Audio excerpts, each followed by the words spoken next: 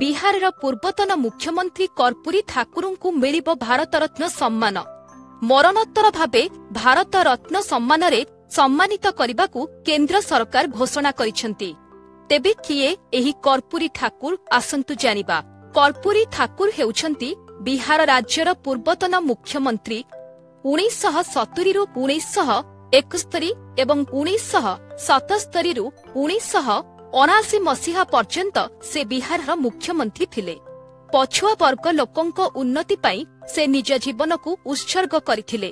ବିହାରରେ ଜନନାୟକ ଭାବେ ପ୍ରତିଷ୍ଠା ଲାଭ କରିଥିବା କର୍ପୂରୀ ଠାକୁର ଜଣେ ସ୍ୱାଧୀନତା ସଂଗ୍ରାମୀ। ଶିକ୍ଷକରୁ ରାଜନେତା ହୋଇଥିବା କର୍ପୂରୀ ଉପମୁଖ୍ୟମନ୍ତ୍ରୀ ହେବା ପରେ ଦୁଇଥର ମୁଖ୍ୟମନ୍ତ୍ରୀ ହୋଇଥିଲେ। ଲୋକପ୍ରିୟତା ପାଇଁ ବିହାରରେ ତାଙ୍କୁ ଜନତାଙ୍କ ହିରୋ କୁହାଯାଇଥାଏ। କର୍ପୂରୀ ଠାକୁର ବିହାରର ଜଣେ ଲୋକପ୍ରିୟ ତଥା ସଚ୍ଚୋଟ ନେତା ଥିଲେ। ଗରିବ ଓ ପଛୁଆ ବର୍ଗଙ୍କ ଉନ୍ନତି ପାଇଁ ସେ ସର୍ବଦା ଚେଷ୍ଟା କରୁଥିଲେ। ଭାରତ ଛାଡ ଆନ୍ଦୋଳନରେ ସାମିଲ ହୋଇ କର୍ପୂରୀ ଠାକୁର 26 ମାସ ଜେଲରେ ରହିଥିଲେ। ଜେଲରୁ ବାହାରିବା ପରେ ସେ ସକ୍ରିୟ ରାଜନୀତିରେ ପ୍ରବେଶ କରିଥିଲେ। ପ୍ରଥମେ କଂଗ୍ରେସରୁ ସେ ନିଜର ରାଜନୈତିକ କ୍ୟାରିୟର ଆରମ୍ଭ କରିଥିଲେ।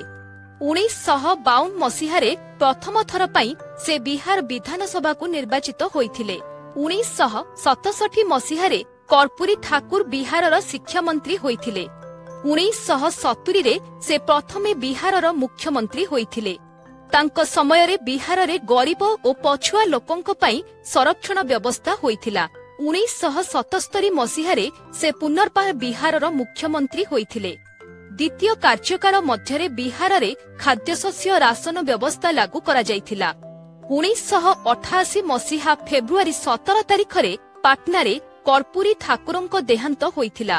ମରଣୋତ୍ତର ଭାବେ ଭାରତର ସର୍ବୋଚ୍ଚ ବେସାମରିକ ସମ୍ମାନ ଭାରତରତ୍ନରେ ଏବେ କର୍ପୂରୀ ଠାକୁରଙ୍କୁ ସମ୍ମାନିତ କରିବାକୁ କେନ୍ଦ୍ର ସରକାର ଘୋଷଣା କରିଛନ୍ତି।